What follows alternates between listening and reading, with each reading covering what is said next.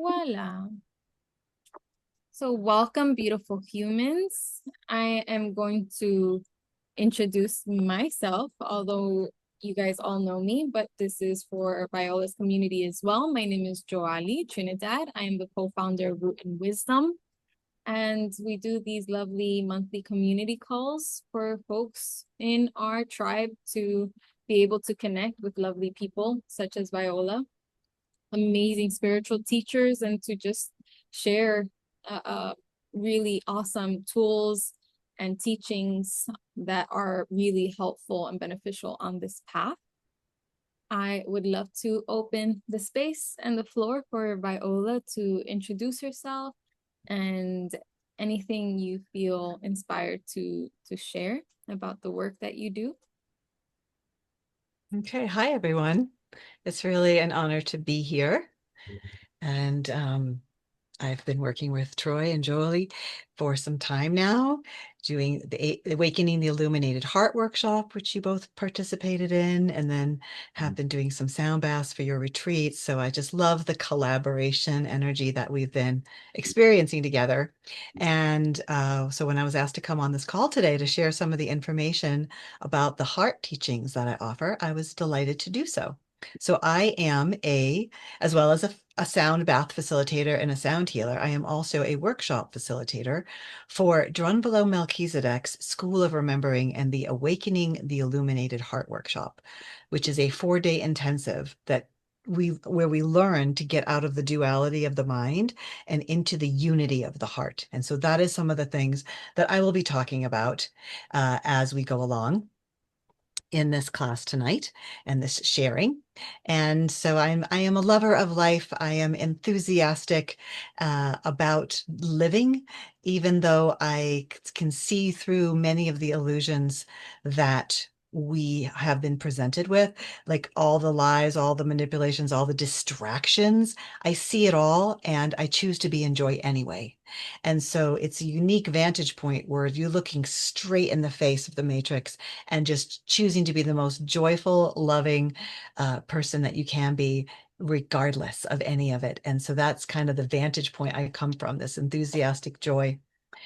And so happy to just share whatever may be valuable here today. Beautiful. And I'm curious, how did you come across Drunvalo's work and how did that happen for you? So back in 2011, Fukushima happened. I don't know if y'all remember that whole drama.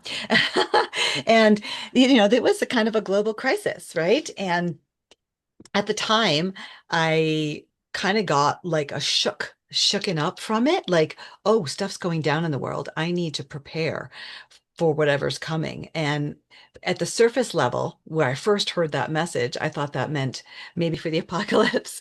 And that went on for a month or two until I went deeper with it once the panic sort of subsided. And I realized, oh, the only thing I really need to do to prepare for whatever is coming in our lifetime is to get into my heart. Is to like really truly get into my heart. That's it. That's the only thing that I need to really prepare for. And I mentioned it to a friend and she said, you need to read this book, Living in the Heart by Drunvalo Melchizedek. And I had heard of his name before. I knew he was really into the flower of life and sacred geometry, but I thought it was more intellectual. But this book was actually really, truly intuitive and from the heart. And that just really just got me on that whole path. And I studied with him and then I trained with him to be able to facilitate his body of work and have been doing that for the last 13 years now, and also work closely with him in some other capacities as well for some new books he's writing and things like that. So deeply immersed in that work. And what is can you share the flower of life and a little bit more about sacred geometry for Yeah, the I'll share just a little bit about my current understanding of sacred geometry. If anybody really wants to dive into sacred geometry, you can go to those books, The Ancient Secret of the Flower of Life, Volume 1 and 2 by Drunvalo Melchizedek, and he really talks in great detail about sacred geometry. My current understanding is that we really truly do live in a simulation, in a matrix, in some sort of scripted computer code or something like not exactly know, of course, what's going on really, but it really feels like that this is a simulation. And most of the advanced quantum physicists will also agree with that statement.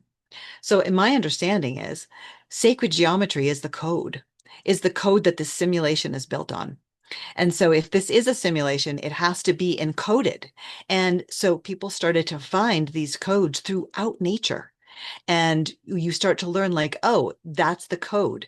It's that creates all physical matter, this reality and whatnot. And we call it sacred because that's assuming that this world is sacred. But nonetheless, it's code. And that's why you see the same spiral patterns in plants and the same Fibonacci like ratios in the way our fingers grow and plants grow and like everything. It's all pointing in the same direction, and it can be broken down into these shapes, these platonic solids that create all of matter around us. So tuning into that gets us in touch with our blueprint of our net nature. And when we understand sacred geometry and we can work with it, we can start to play with the code and open up our belief patterns, which is a huge thing.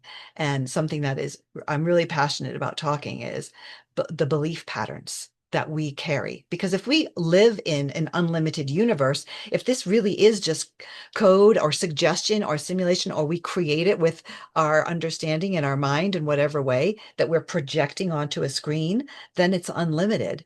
And the only thing that's really limiting us is our belief patterns. So when we start to break open our belief patterns, then we start to end up with a choice where we can say, no, I'm not going to abide by this limiting belief pattern. You know, there's people out there breaking codes in every way. The people who are doing breatharianism, who are doing fire walking, who are levitating. All these things are to just do something that helps you break the code of what we are told is possible. And by logical means, anything outside of that we call miracles because they're things that happen outside of logic, but really that's just beyond the limitation of the belief structures that we've been handed. Yeah, and you were breatharian for a bit. I have explored it. I have because it's just the way that I have found to try to break the codes. I think if you can break one code, it opens up all your belief patterns.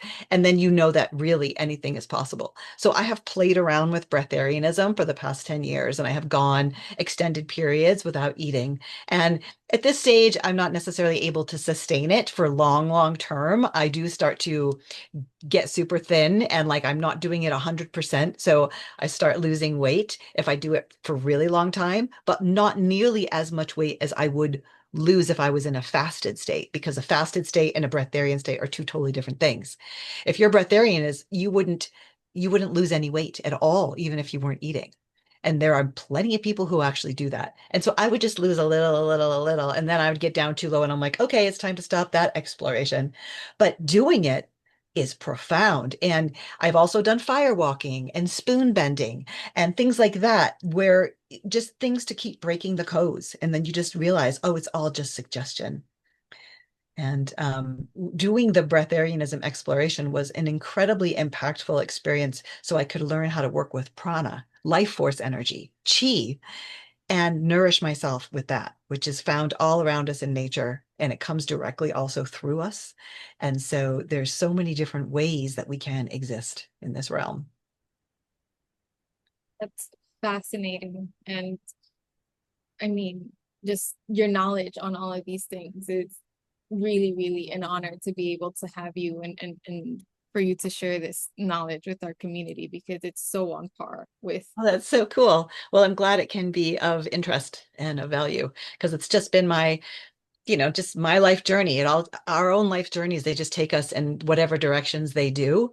But some of us are seekers and are constantly driven to forge the edges of reality. And I believe that you and Troy are people like that as well, who are constantly forging new territory and breaking through and creating openings for all of us to be inspired by. So it's an honor to be here with you too. Basi.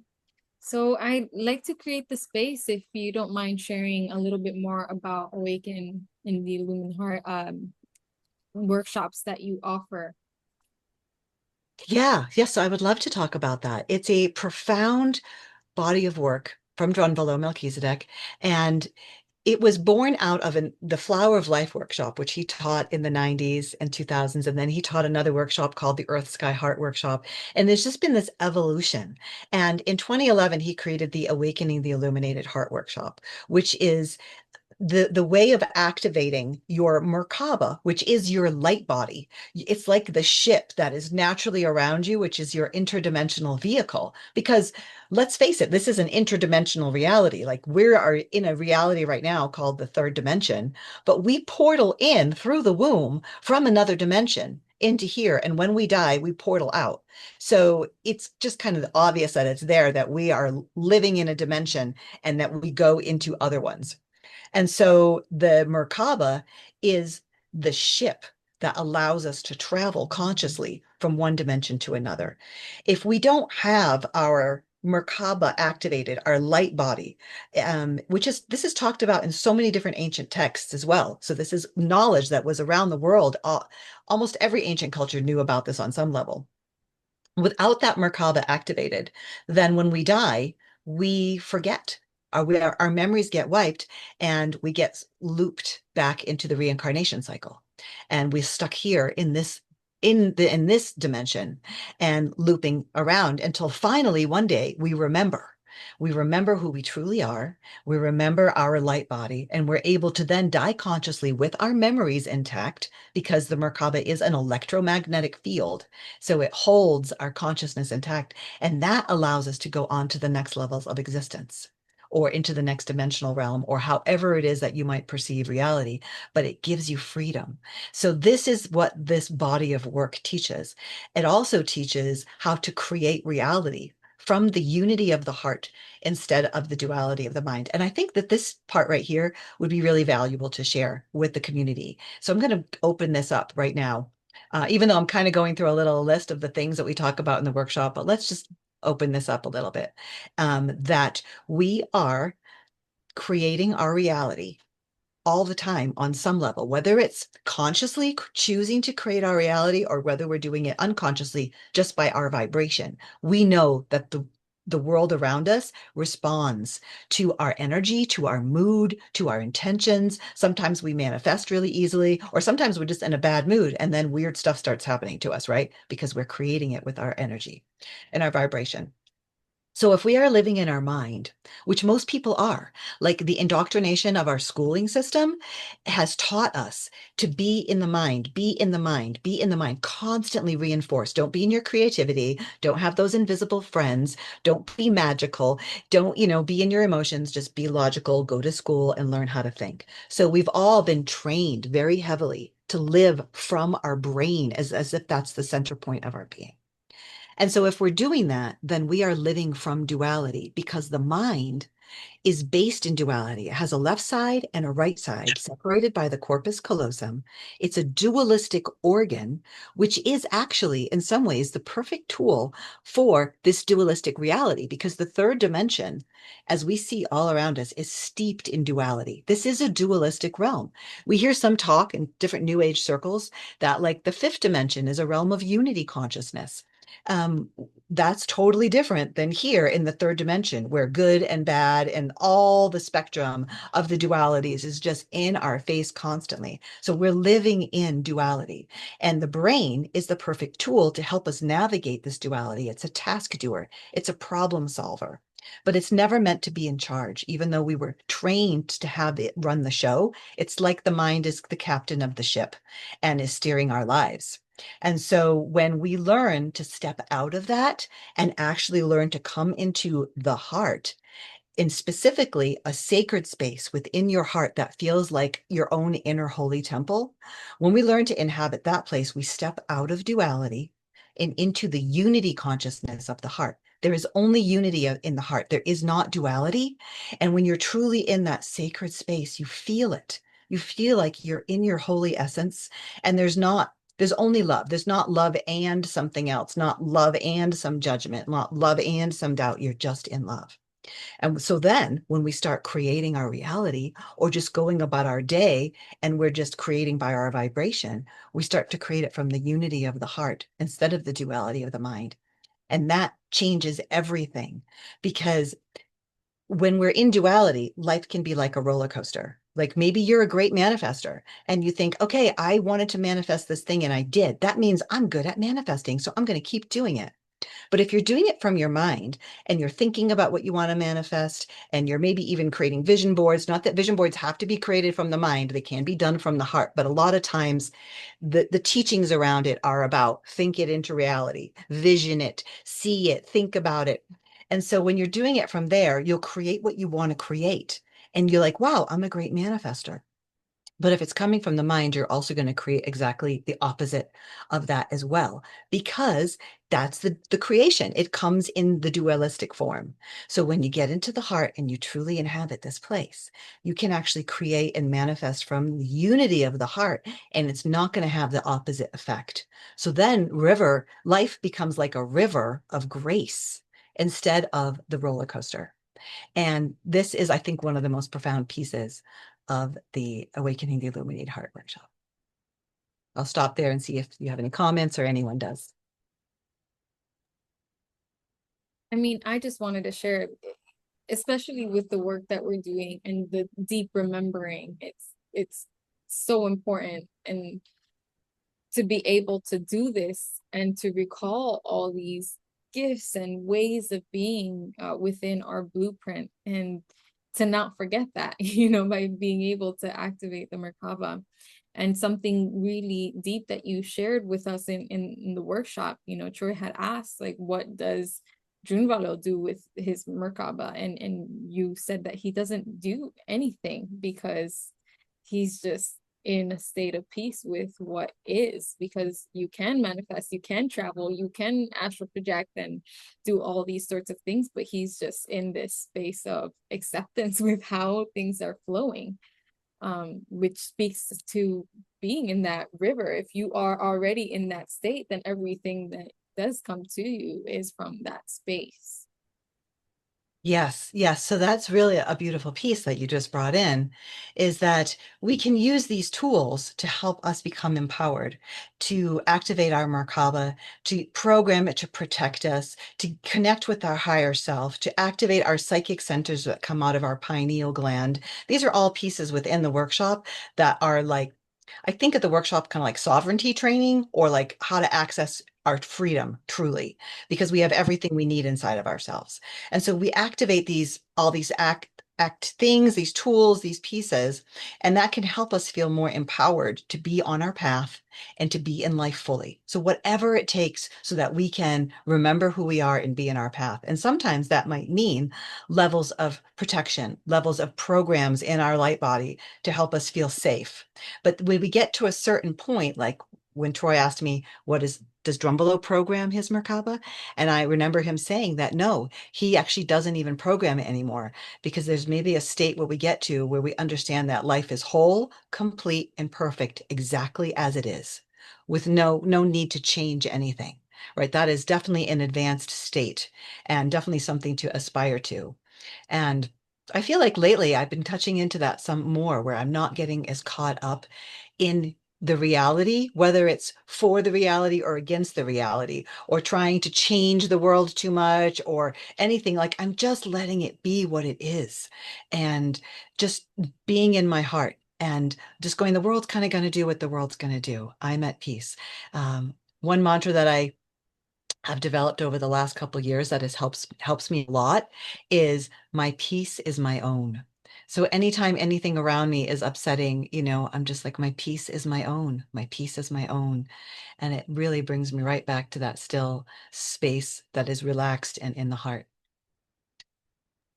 I love that so much. My peace is my own. Would you mind sharing maybe any exercises that are part of your workshop, or something that's able to, I know that you had shared with us a lot of visualizations or things to be able to sense the sacred space in the heart, and a little bit more maybe to share about the sacred space in the heart.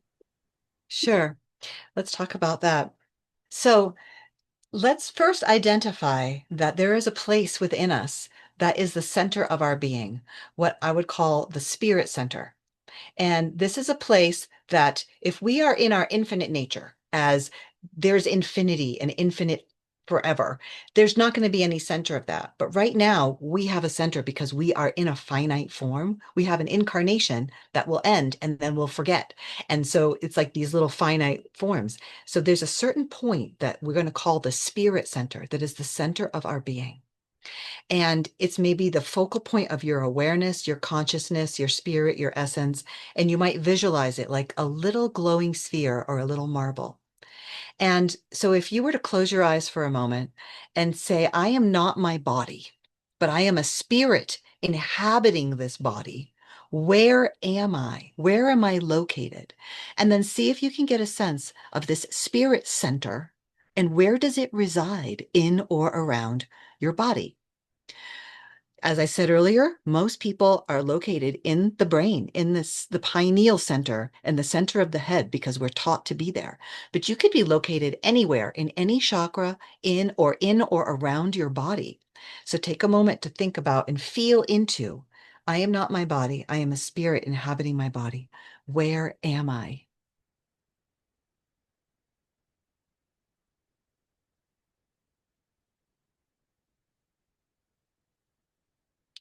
And just see if you can get a sense of that.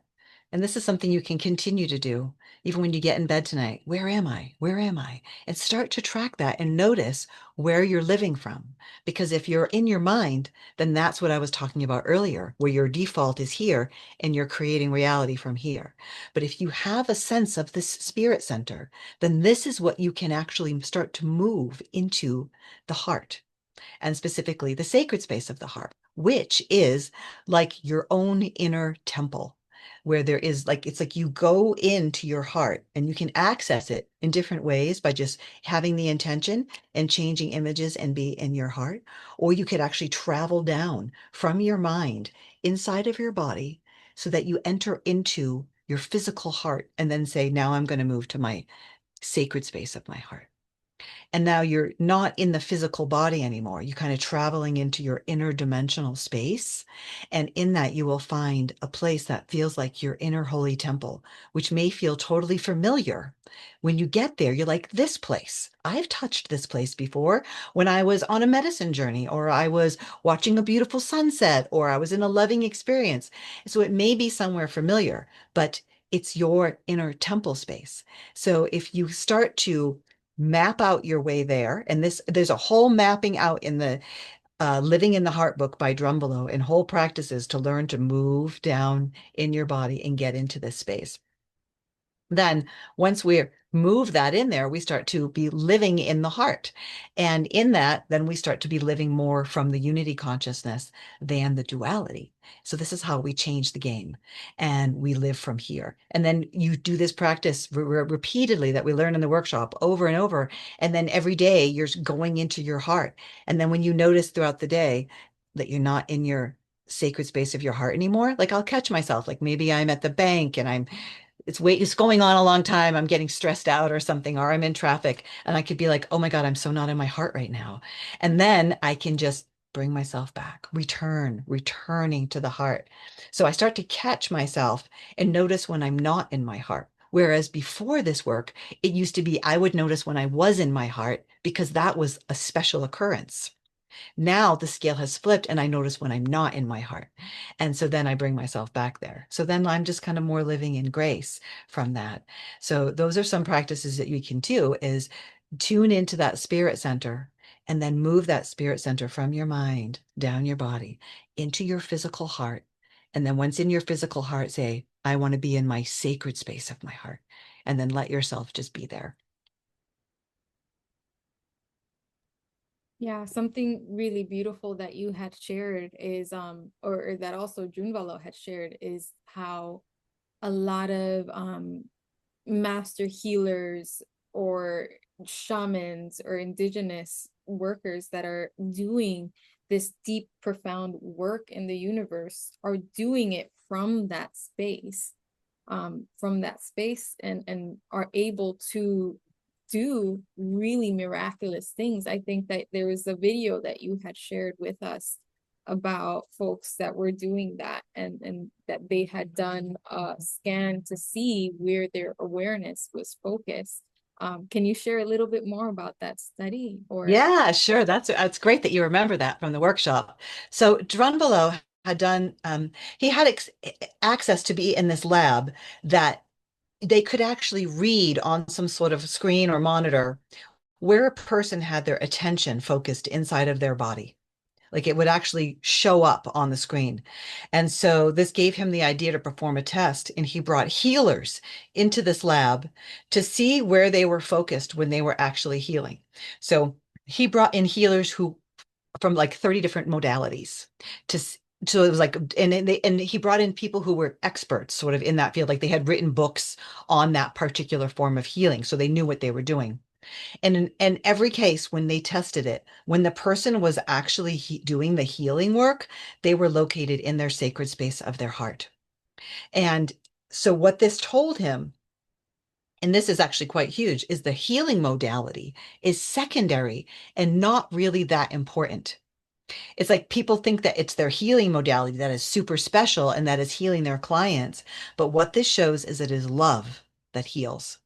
The healer has to be loving the person that they are healing, or nothing happens. It's truly love that heals. And it's not personal love, it's universal love. It's like letting the benevolent nature of the universe and the love of all that is, all that has been, and all that will be, letting that move through us and becoming a conduit or a vessel for love. That is what is truly healing. I think that's a beautiful piece. And so I'm glad you brought it up.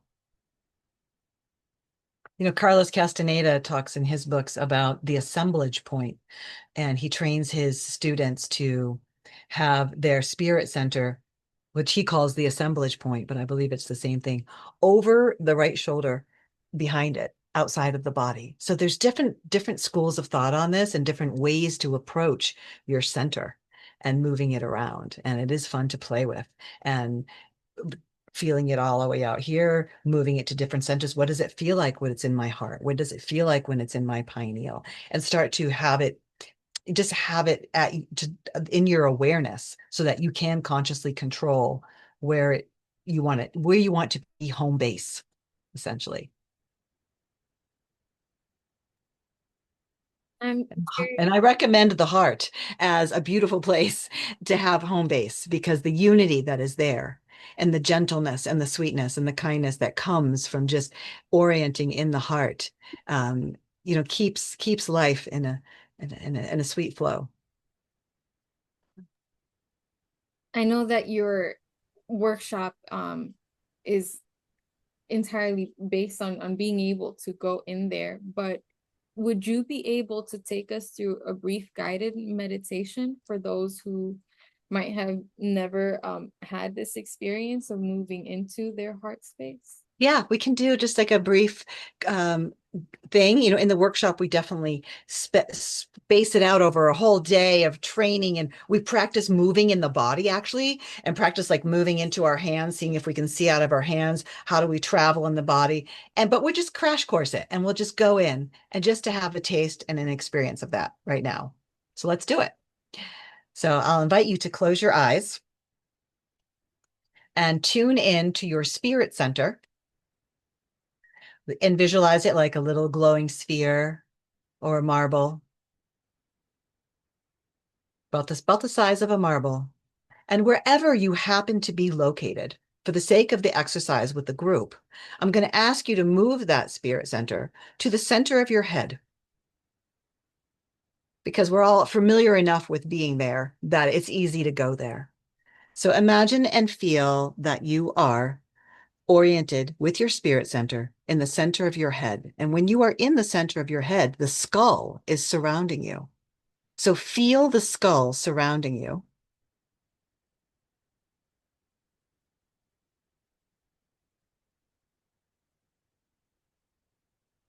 And feel as if you are there. And also take a moment to just feel the connection with Mother Earth, feeling the love that you have for the living being that we live on this planet, who has given us everything that we have.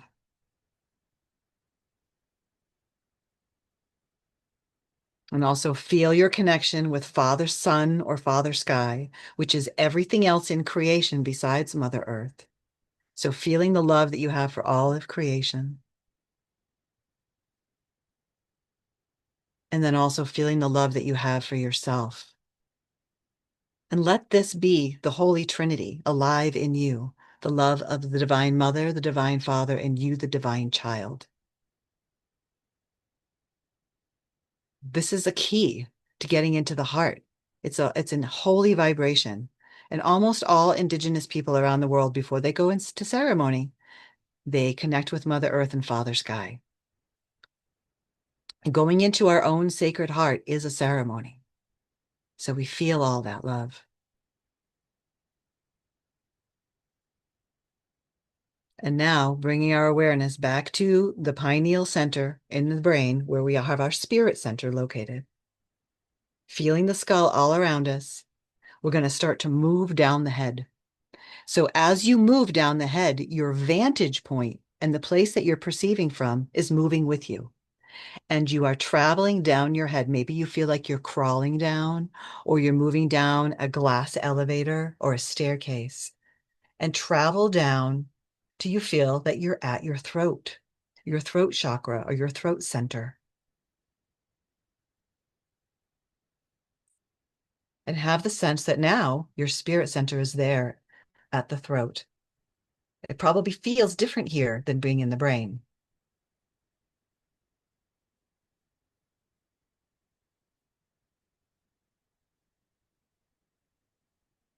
And now you're going to continue moving into your physical heart. Just move down into your chest area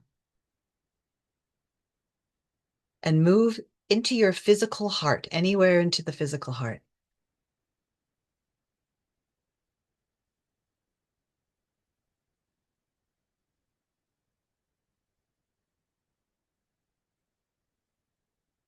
And now in the physical heart, you can say to yourself, I am going to move into my sacred space of my heart. And then let yourself just start to move and intuitively be led to your own inner temple.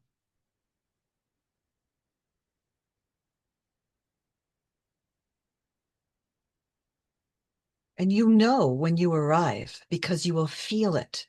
You may see it like a beautiful temple or a landscape or nature or some space, but more importantly is the feeling. There is a feeling. What reminds me of the feeling when I've gone into an ancient temple that's a really holy place. I almost get goosebumps, like you just know you're in a holy place. That's what it will feel like when you enter into your sacred space of your heart. So let yourself be drawn into that feeling.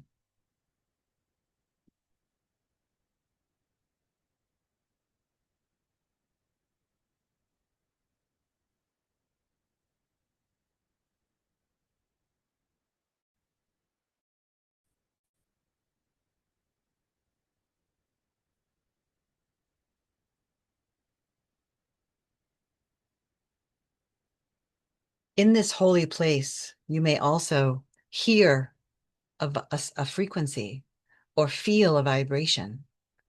In the Upanishads, they talk about this, the true Om, the primordial sound that is older than the universe itself. There is a holy vibration that sometimes we can hear, or sometimes we feel it like a feeling, but we can translate it into sound. And you can actually start humming the sound of your heart as a way to be something that you can remember, so that when you find that you're not in your heart, you could just be humming the sound of your heart to bring yourself back here. So it looks like everyone's muted, so feel free to see if you can match the feeling of being in the heart by humming a note. And you can explore different notes till you find one that resonates the heart, so that you can learn the note of your heart.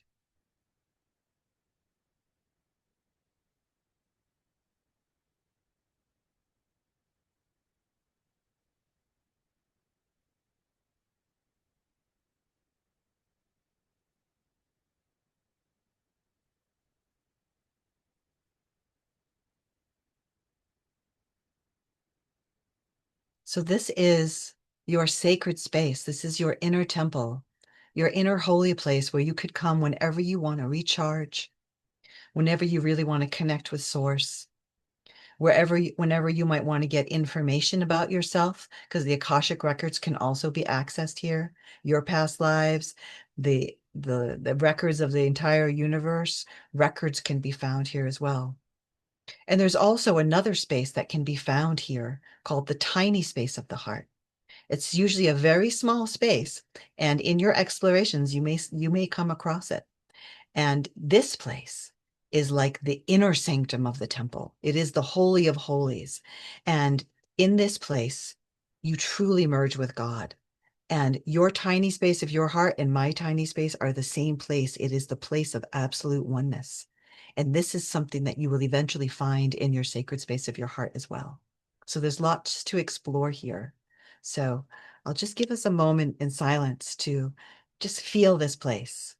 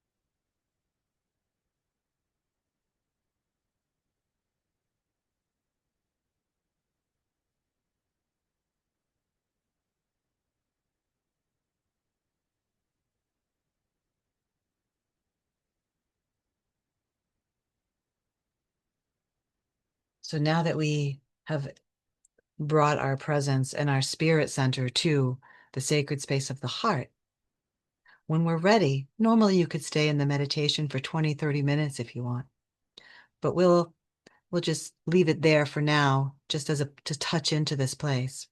But when you're ready to come out, you don't need to travel back to the mind. The idea is to stay here, is to live from the heart. And so rather than coming out of the meditation in a normal way, we're actually just going to anchor ourselves here in the heart.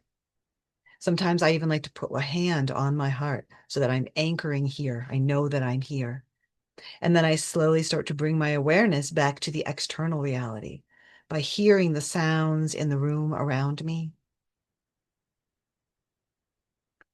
feeling the air on my skin, all while breathing into the heart and it staying here. And then opening the eyes and looking around a little bit. Doing that from the vantage point of being in the sacred space of your heart. Breathing into the heart. It's a different way of being in the existence.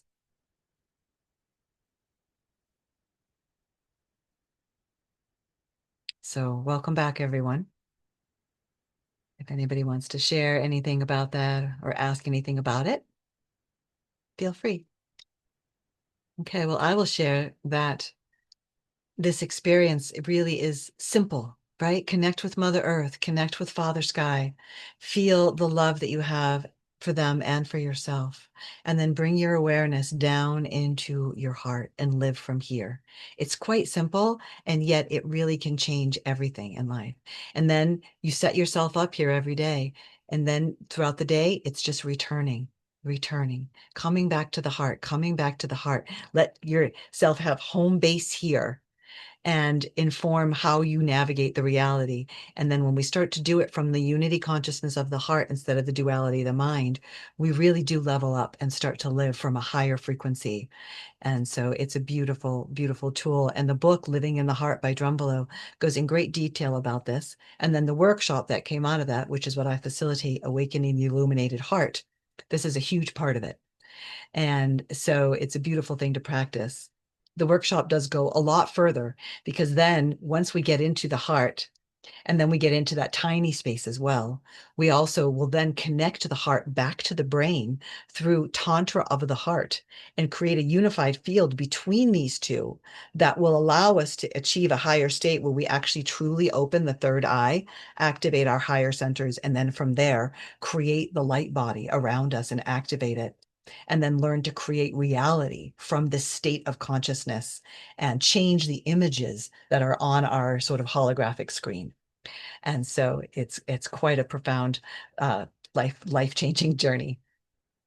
So I'm always happy to talk about it whenever invited in any way, because it's a beautiful work and a big passion of mine to share this information. Thank you so much, Viola. Yeah, when Troy and I took it, it was so profound. I know some of the things that you're sharing, it's just your words alone do not encapsulate how amazing this work and your workshop and the practices that we did were. And when do you have openings for your workshop? Can you share a little bit more about the details logistically for those who are interested in taking your workshop? Sure. First, I will share that I do the 2-hour introductory courses. And so this that go a little bit more in depth than this, right? Because about twice as long as this. And I even have one of those for free up on my YouTube channel. And so Viola Rose on YouTube, that's my YouTube channel. And you can find a 2-hour introduction to this workshop there to dive in a little further. And then I also have upcoming, about once a month, I offer a live 2-hour class. And I have those listed on my website, which is violarose.com.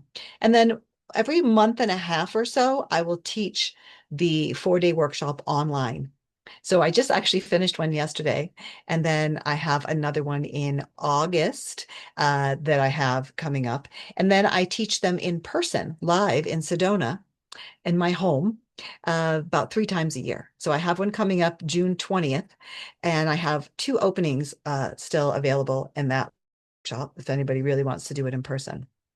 And then the third option that I am now offering is a self-study format. There's so many people who want to do this work, but they are new parents or they have a job that doesn't allow for them to take 4 days off in a row. So I actually have a recording of a live workshop that I did in 2024, and I have that available for people to go and watch the recordings at their own pace. I usually recommend people do it as close to the 4-day format as they can, but they can take up to 2 weeks. And then at the end of each day's recording, we have an exchange where you ask me any questions that you have. So you're getting real-time live guidance from me, but you're doing it in your own pace. So all that information is on my website, violarose.com.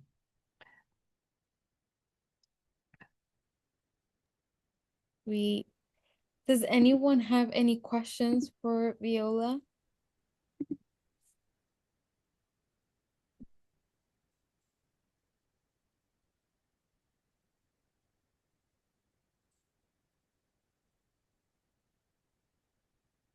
We'll leave the space open in case anyone does, but yeah, thank you so much for the work that you're doing.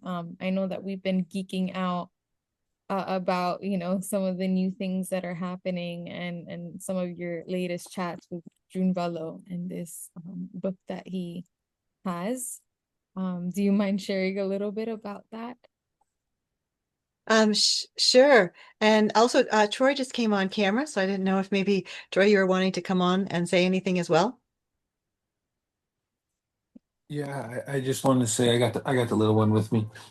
Um, I just want to say that this workshop um, was as profound, if not more, than any experience I had ever working with plants. And I know there's a big emphasis in our society working with plant medicines for different ways.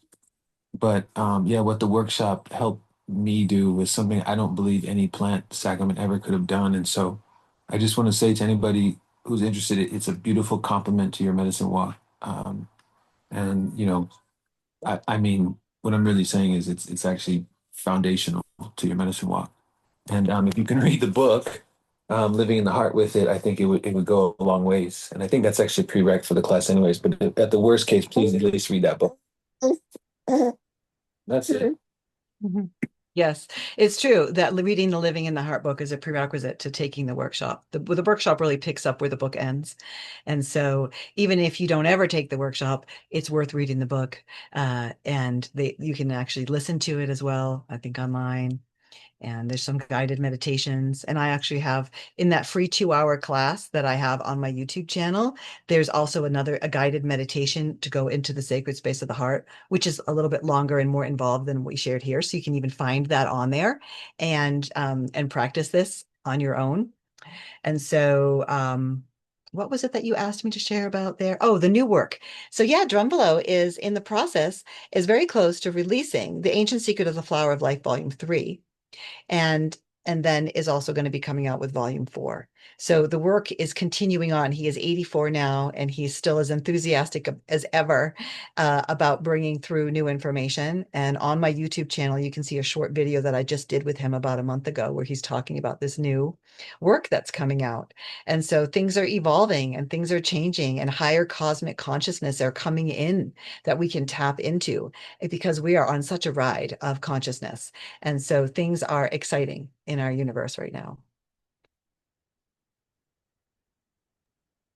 Yeah, I'll be finding those links to the interview that Viola is referring to on YouTube. I'll share those in the recap newsletter, and also I'm happy to share that in our WhatsApp, on our community WhatsApp, so that you guys are able to easily access all of that good stuff.